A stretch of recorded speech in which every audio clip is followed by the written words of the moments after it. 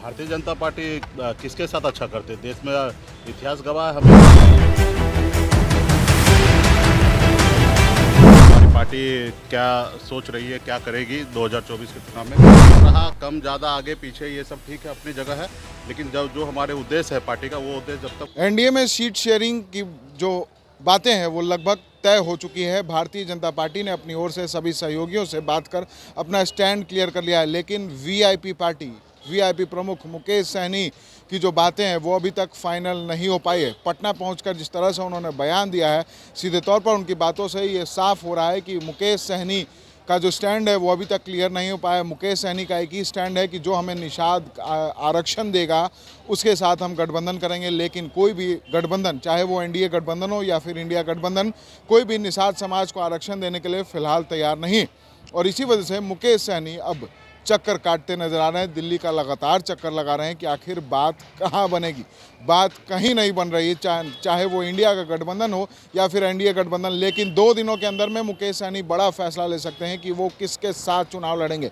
क्या एनडीए गठबंधन का दामन थामेंगे या फिर इंडिया गठबंधन के साथ चुनाव लड़ेंगे, या फिर निर्दलीय ही वो 40 सीट पर चुनाव लड़ेंगे, अपना दमखम दिखाएंगे। ये तमाम बातें जो हैं वो मुकेश सहनी अभी उस पर मंथन कर रहे हैं, विचार कर रहे हैं। 2 दिनों का समय उन्होंने लिया है और सीधे तौर पर कह दिया कि 2 दिनों के अंदर में पूरी तरह से साफ हो जाएगा कि वीआईपी यानी कि मुकेश सहनी लोकसभा चुनाव की जो 40 सीट पर जो लोकसभा चुनाव होना है उस पर मुकेश सहनी का क्या स्टैंड होगा। ये तमाम बातें अभी फिलहाल मुकेश सहनी इस पर मंथन कर रहे हैं। एनडीए की ओर से सीट फाइनल हो चुकी है, महागठबंधन में भी मुकेश सहनी का नाम नहीं है।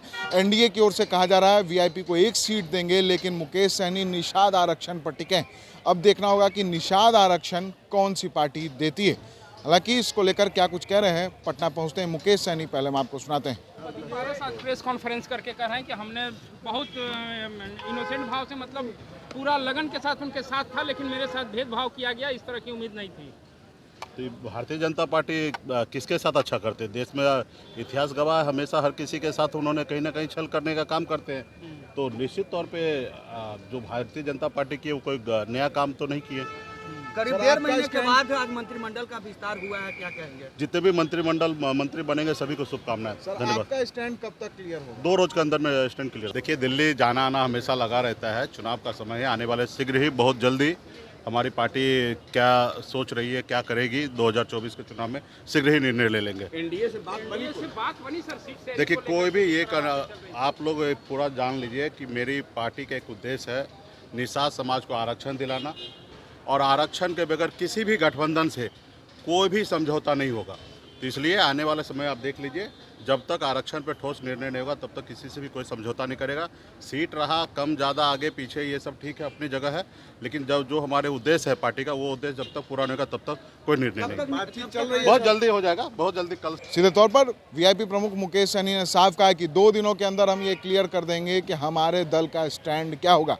वहीं केंद्रीय मंत्री पशुपति कुमार पारस को कहीं ना कहीं बड़ा झटका भारतीय जनता पार्टी ने दिया है। और पशुपति कुमार पारस जो ये मांग कर रहे थे कि हम हाजीपुर से चुनाव लड़ेंगे, हम हाजीपुर सीट हमारी है, हमारी कर्म भूमि है, तो हाजीपुर सीट अब चिराग पासवान के हाथ लग गई है।